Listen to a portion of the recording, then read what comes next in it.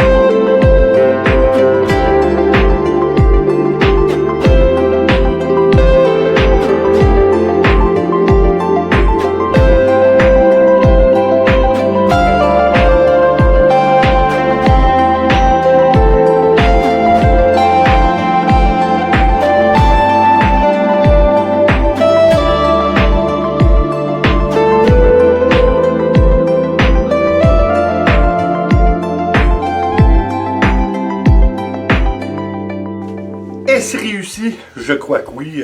Encore une fois, c'est subjectif, mais je crois que ça fait l'effet escompté. C'est vraiment ce qu'on voulait avoir comme résultat, avoir un effet de 3D, si on veut, ou de profondeur.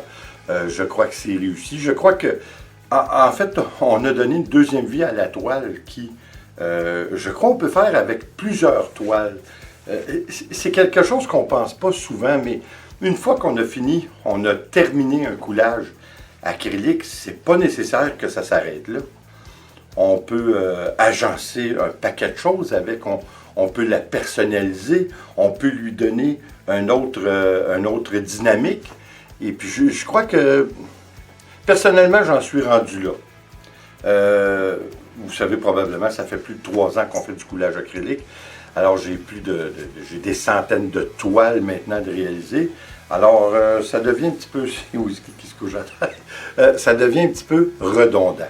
Je veux dire, quand on commence à être moins excité, qu'on commence à être un peu moins excité en voyant une toile, un coulage acrylique fini, ben, je pense qu'il est temps qu'on agence ça avec d'autres choses, comme je dis.